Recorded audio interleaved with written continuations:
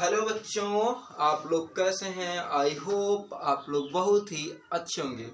चलिए बेटा, मैथ में हम लोग जो कॉन्टिन्यूटी पढ़े थे उसी को हम लोग आगे बढ़ाते हैं और इस बार हम लोग कॉन्टिन्यूटी एक ग्राफ के जरिए सीखेंगे। ठीक है, आप लोगों को कॉन्टिन्यूटी का थ्योरम बताए थे कि कोई भी चीज सान्तत्य कब होगा। जैसे मान लीजिए कोई फलन f(x) है और वो जो है x बराबर c पर सान्तत्य कब होगा?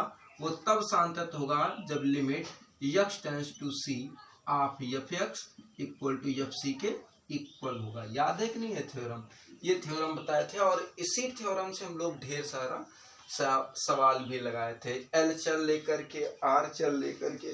इसी थ्योरम से हम लोगों ने बहुत ढेर सारा सवाल लगाया था। तो चलिए इस थ्योरम के जरिए अब हम लोग इसको पर अप्लाई कैसे करेंगे इसको देखते हैं। चलिए पहले देख लेते हैं केस नंबर 1। पहला केस क्या है? x is less than equal to, ध्यान क्या देना है, x is less than equal to 1 है। x का मतलब x का जो मान है वो या तो 1 से छोटा हो या तो 1 के बराबर हो। तो जो फलन का मान है वो कितना होगा? x plus 2। मतलब fx का मान x प्लस 2 के बराबर तब होगा जब x is less than equal to 1 होगा, या तो 1 से छोटा हो। मतलब ये समीकरण x बराबर 1 से छोटे मानों के लिए सत्य है, ये तो कह रहा है। तो चलिए देख लेते हैं। चलो अभी हम मान लेते हैं c ले लेते हैं, तो लिख देते हैं यहाँ पे fc। तो कितना आ जाता? तो यहाँ आ जाता c प्लस 2 आ जाता। भाई यही तो आता, c प्लस कितना आ जाता? 2 आ जाता हमारे पास। और हम लेते अगर limit x tends to c of f(x), तब भी आपको हल करने पर c प्लस 2 ही मिलता। देखो दोनों बराबर है ना। अरे भाई x प्लस 2 रखते, x का मान c रख देते तो c प्लस 2 होता कि नहीं होता? हो जाता ना।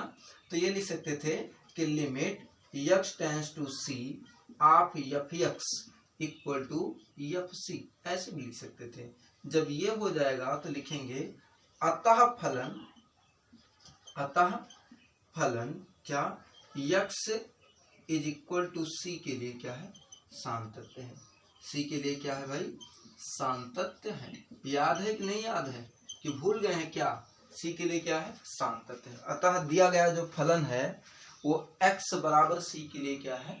सान्तत्य है। लेकिन ये फलन देखो, ये फलन x प्लस 2 आया कब है? ये फलन x प्लस 2 तब आया हुआ है मेरे भाई जब x is less than equal to 1 है। तो लिख सकते हैं अतः फलन, या ऐसे भी लिख सकते हैं कि फलन x इज लेस देन 1 के लिए भी क्या है? सान्तत्य है। ये फलन x इज लेस देन 1 के लिए भी क्या है? सान्तत्य है। चलो हम लोग इसका ग्राफिकल निरूपण कर लेते हैं। चलो मान लो x का मान हमने यहाँ पे रख दिया 1। मान लो x इक्वल टू हमने रख दिया 1। भाई x इक्वल टू हमने 1 रख दिया, तब क्या होता है? x इक्वल टू हमने अगर 1 रख दिया होता तो यही समीकरण लगाएंगे। तो f(x) का जो मान आएगा वो 1 प्लस 2 कितना आएगा? 3 आएगा। f(x) को हम मान ले रहे हैं कुछ क्षण के लिए 1, ठीक है, इसको खुद से माने बेटा। तो x का मान जब हम रखे 1 तो y का मान आ गया कितना? 3। y का मान कितना आ गया? 3। मान लो x का मान देखो 1 से बराबर रखना था या 1 से छोटा। मान लो x का मान हमने रख दिया कितना हो गया? 1 से छोटा, 1 से छोटा 0 रख दिया। तब आप देखोगे y इक्वल टू कितना आएगा भाई? y इक्वल टू f(x) और f(x) का मान कितना है? x प्लस 2 है। तो 0 प्लस 2 करोगे कितना आएगा? 2 आ जाएगा। ठीक, मान लो x का मान हमने रख दिया -1 कुछ क्षण के लिए। मान लो x का मान हमने क्या रख दिया? -1। तो y इक्वल टू आएगा f(x), तो -1 प्लस 2 करोगे कितना आएगा? 1 आएगा। ऐसे होगा कि नहीं होगा मेरे भाई? मतलब x का मान हम देखो 1 के बराबर से लेकर 1 से छोटा ही रख रहे हैं। पहले हमने 1 रखा है, फिर 0 रखा है, फिर -1 रखा है। 1 रखने पर बेटा आपको f(x) का मान 3 मिला है, 0 रखने पर f(x) का मान 2 मिला है, और जो है -1 रखने पर आपको f(x) का मान कितना मिला है? 1। चलो बेटा इसको हम लोग ग्राफ बना देते हैं। देखो सान्तत्य का मतलब होता है कि वो मान सभी बिंदुओं पर क्या है? नियम, मतलब वो वैल्यू जो होती है सभी बिंदुओं पर लागू होनी चाहिए, मतलब वो मान सभी बिंदुओं के लिए सत्य होना चाहिए। ठीक है, अब चलिए ये देखते हैं। ठीक, ग्राफ के जरिए हम लोग कैसे समझते हैं इसको। मान लो ये हमारे पास एक ग्राफ है, ठीक, ग्राफ है। अब हम इसमें कुछ पॉइंट ले रहे हैं, ये 0 होता है मूल बिंदु, 1 2 3 4, 1 2 3, बस बहुत है इतना, -1 -2 -3, -1 -2 -3, ये होगा बेटा। देखो पहला, जब x का मान आपने 1 रखा है तो y का मान कितना 3। अब इसको तो प्रदर्शित करना जानते ही होंगे, ग्राफ यहाँ कहीं होगा, है कि नहीं। x का मान हमने 1 रखा है तो y का मान कितना 3। पहले भुज फिर कोड लिखा जाता है, ये सब तो जानते ही हैं आप लोग, 1 3 हो गया, 11th में पढ़े हैं, ठीक, कोऑर्डिनेट ज्योमेट्री। अब x का मान जो हमने रखा है 0, तो y का मान कितना मिला है 2। जब x का मान हमने 0 रखा है तो y का मान 2, मतलब यहाँ मिला है 0,2, ठीक है। और जब हमने x का मान रखा है -1, तो y का मान कितना रखा है, मिला है 1। जब हमने x का मान रखा है -1, यहाँ कहीं पे मिला है, तो y का मान आपको मिला है क्या, -1, ठीक। ऐसे देखो, ऐसे भी हम लोग रखते होते कि x इक्वल टू -2 मान लो, तो y इक्वल टू कितना आ जाता है 0। अगर -2 रखते तो y इक्वल टू कितना आ जाता है, यहाँ 0 आता, -2 का मान 0 आ जाता है कि नहीं मेरे भाई। अब ये हम लोग पहले समझ लो अच्छे तरीके, समझ में आया। y का मान हमने जब -2 रखा है, तो सॉरी x का मान -2 रखा है, तो हमको y का मान 0 मिला है। अगर इन सभी बिंदुओं को देखो, 1 3 0 2 -1 1 -2 और 0, इन तीनों बिंदुओं को मिला है, इन तीनों बिंदुओं को मिला है ऐसे, ठीक, ऐसे, अरे सॉरी यहाँ बनाना चाहिए था हमको, यहाँ बताते हैं थोड़ा सा ऐसे। तो आप देखो एक सीधी रेखा प्राप्त हो रही, ठीक, सीधी रेखा प्राप्त हो रही नहीं भाई। और ये मान लगातार जैसे जैसे हम इधर दिख रहे हैं, तो ये मान लगातार इधर की ओर क्या हो रहा है, घटता जा रहा है। ये नहीं हो रहा है कि एक बार घटेगा एक बार बढ़ेगा, एक बार बढ़ेगा, मतलब एक बार घट रहा है। अगर घटना है शुरू से अगर घटना शुरू हो गया, तो ये समझो उस मान में वो घटेगा ही, ठीक है। अगर बढ़ना शुरू हो गया तो वो समझो वो बढ़ेगा ही। चलो ये ग्राफ समझ में आया, ये नीचे की ओर आ रहा है, जब नीचे की ओर लगातार आ रहा है तो सतत है, इसीलिए ये सातत्य है, ठीक है। नीचे की ओर लगातार आ भाई, कंटिन्यूअस है ना, इसीलिए कंटिन्यूटी कहा गया है इसे। तो लगातार नीचे की ओर आ रहा है तो ये सतत है, ठीक। अभी हम लोग दूसरी केस लेते हैं, केस नंबर 2। चलो बेटा इसके आगे देखते हैं केस नंबर 2। भाई केस 2 में क्या देखेंगे, x इज ग्रेटर देन जब 1 है तो f(x) इक्वल टू कितना है, x - 2। देखो ये भी x से बड़े मान के लिए सत्य होना चाहिए। मान लो हमने ले लिया, अभी लिए होते limit x tends to c of f(x), इसकी वैल्यू कितनी आती, इसकी वैल्यू आती c-2 आती कि नहीं मेरे भाई, ये तो आती मेरे भाई, कोई डाउट तो नहीं है ना, यही आती। और अगर हम लोग fc रखते, fc, तो उसकी भी वैल्यू कितनी आती आपकी, c-2 ही आती, उसकी भी जो वैल्यू आती वो c-2 ही। और दोनों वैल्यू इक्वल होता तो ये लिख देते कि अतः फलन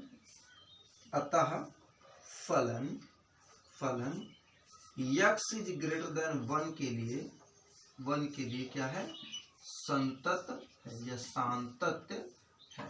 अतः फलन x इज ग्रेटर देन 1 के लिए क्या है, सांतत्य है। चलो x से बड़ा मान लो, x से बड़ा, 1 से बड़ा मान क्या हो सकता है, 2 ले सकते हैं हम लोग। मान लो x का मान हमने ले लिया 2, तो f(x) का मान कितना होगा, तब f(x) मतलब y की वैल्यू कितनी होगी भाई, y की वैल्यू होगी 2 - 2 कितना हो गया 0। जब x का मान 2 है तो y का मान कितना है 0, ठीक। अभी देखते हैं और चलिए देखते हैं अगला क्या है। जब x का मान है हमारे पास 3, भाई 2 से बड़ा, 1 से बड़ा तो 3 भी तो होता है, 3 ले सकते हैं। तो y मतलब f(x) की जो वैल्यू आ गई वो 3 - 2, भाई x -2 है तो 3 - 2, 3 में से 2 घटाएंगे कितनी आएगी, 1 आएगी, ठीक। अगर x का मान मान लो हमने 4 ले लिया, तो y इक्वल टू f(x) लेंगे, f(x) इक्वल टू 4 - 2 करेंगे तो कितना आ गया, 2 आ जाएगा। ये तो मेरे भाई समझने की बात है। देखो समझना क्या है, यहाँ पे बढ़ रहा है मान, लगातार बढ़ रहा है, 0 था, 1 था, 2 हो गया है, लगातार बढ़ रहा है ना, लगातार बढ़ रहा है और इसमें लगातार घट रहा है और सतत है, लगातार हो रहा है ये काम, इसीलिए ये दोनों क्या है, संतत है। इसका ग्राफ चलो बनाते हैं। जब 2 है तब 0 है, जब 2 है तब 0 है, मतलब 2 कामा 0 यहाँ कहीं, ठीक है। अब जब 3 है तब 1 है, जब 3 है तो 1, जब हमने x का मान रखा है 3 तो y का मान 1, मतलब यहाँ है ये है 3 कामा 1, ठीक। और जब 4 है तब 2 है, और जब हमने 4 रखा है, थोड़ा सा दूर बना ले रहे हैं इसको, जब हमने 4 रखा है मतलब 4, तो x का मान 2 मिला है, यही तो मिला है मेरे भाई। जब हमने 4 रखा है तो x का मान कितना मिला है, 2। देखो 2 के सामने है, 4 के नीचे है, तो 4 कामा 2, ठीक। देखो ये लगातार बढ़ रहा है तो इसमें एरो किसकी ओर, ऊपर की ओर, और ये लगातार घट रहा है, इसमें एरो किसकी ओर, नीचे ओर। ये लगातार क्रियाएं हो रही हैं, इसलिए दोनों ही फलन क्या है, सांतत है। ध्यान देना बात यह है कि जैसे मान ली ग्राफ खींच रहे हैं तो एक बिंदु अगर ऐसे हुआ तो उसी सीरियल वाइज से या तो वो घटेगा और या तो वो बढ़ेगा। लेकिन अगर ये कहो कि एक बिंदु यहाँ, एक बिंदु यहाँ, एक बिंदु यहाँ, तो वो गलत हो जाएगा, वो गलत हो जाएगा। या तो लगातार घटना चाहिए या तो लगातार क्या होना चाहिए, बढ़ना चाहिए, तब वो ग्राफिकल निरूपण क्या होता है, सत्य होता है। तो ये थी कॉन्टिन्यूटी का ग्राफिकल निरूपण। पहले एक बार समझ लीजिए, कह रहा है कि निम्नलिखित फलन के सांतत्य पर विचार कीजिए। हमारे पास दिया है f(x = x + 2 फिर x - 2, यही चीज दिया है भाई। और x + 2 वैल्यू कब है, जब x ≤ 1 है, मतलब x का मान या तो 1 से छोटा हो या तो 1 के बराबर हो।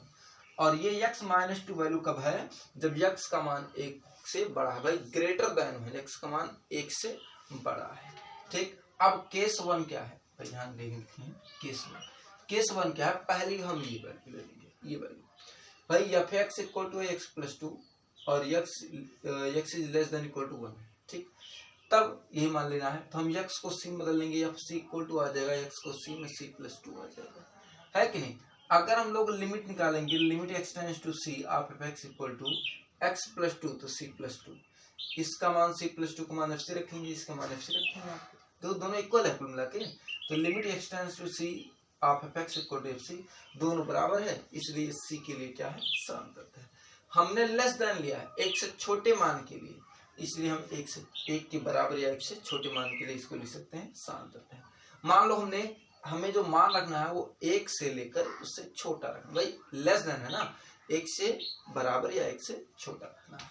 तो हमने पहले x का मान 1 रख दिया, तो y = f(x) होगा, है y = f(x) मान लिए। अब x का मान था हमारे पास, x का मान x + 2, 1 + 2 जोड़ो कितना आएगा, 3 ही तो आएगा मेरे भाई, 3 हो गया। अगर मान लो x का मान हमने 0 रख दिया तो y = हो गया f(x), 0 + 2 कितना आ गया, 2 आ गया। x का मान -1 तो हमने रख दिया f(x), y = आ गया f(x), f(x) मान -1 + 2 आ गया, 1 आ गया। मतलब सारी वैल्यू यहाँ पे रखे, बेटा समझ लीजिएगा इसको। जब हमने रखा है 1 तो आया है 3, तो देखो हमने रखा है 1 तो आया है 3 के सामने है 1 के ऊपर, है कि नहीं, 1 का मान 3। फिर जब हमने रखा है 0 तो ये आया है 2, तो जब हमने रखा है 0 मतलब x का मान यहाँ पे 0 तो इसका मान यहाँ पे आएगा 2 पे आ गया, ठीक।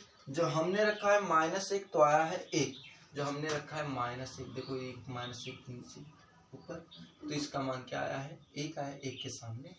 जब हमने रखा है -2 तो आया है 0, जब हमने रखा है -2 तो 0 आने का मतलब इस बिंदु पर है कि नहीं। अगर तीनों बिंदु को मिलाएंगे तो ये रेखा इधर की ओर जाती हुई प्रतीत होगी कि नहीं मेरे भाई, और लगातार जा रही है, एक ही दिशा में जा रही है, इसलिए ये संतत है। अभी भिन्न भिन्न दिशाओं में जाती तो वो असांतत होता, ठीक है। अब देखो दूसरा केस क्या होगा, जब x > 1 है तो f(x) का मान है x - 2, यही तो होगा मेरे भाई, x > 1 के लिए f(x) का मान x - 2। सिंपल सी बात है, अगर मान लो x को हम c रखते थे, यहाँ c - 2, और limit x → c of f(x) का मान निकालते तब भी आता c - 2। तो ये कह सकते हैं कि चूंकि limit x → c of f(x) = fc = c - 2 है, अतः फलन x > 1 के लिए भी क्या है, शांत तत्व है। अब इसमें जो मान रखना है कोई एक से बड़ा रखना बेटा। एक से बड़ा कैसे हो सकता है? 2 हो सकता है, 3 हो सकता है, 4 हो सकता है, 5 हो सकता है, 6 हो सकता है, 7 हो सकता है, अनंत हो सकता है। भाई हमने रखा पहले 2, ठीक। x इक्वल टू रख दिया हमने 2। अब y का मान fx और fx का मान 2 - 2 भाई x - 2 है, तो 2 - 2 कितना आ गया? 0। अगर x का मान मैंने रख दिया 3 तो y का मान fx तो आ जाएगा 3। x - 2 है, देखो x - 2 है, 3 - 2 करेंगे कितना आएगा? 1 आएगा। अगर x का मान हमने रख दिया 4 तो y का मान आ गया fx तो हो जाएगा 4 - 2 करेंगे कितना आएगा? 2 आएगा मेरे भाई। क्यों मेरे भाई? यही तो होना है ना, यह ही होगा। चलिए कोई डाउट? अब देखो ये रेखा लगातार नीचे और ये रेखा लगातार ऊपर जा रही है और लगातार हो रहा है ये क्रिया, इसलिए हम कहेंगे यह फलन उपरोक्त मानों पर क्या है? शांत तत्व है। बात समझ में आई? कोई डाउट? कोई डाउट तो नहीं मेरे भाई? ठीक है बेटा, आगे चलते हैं हम लोग।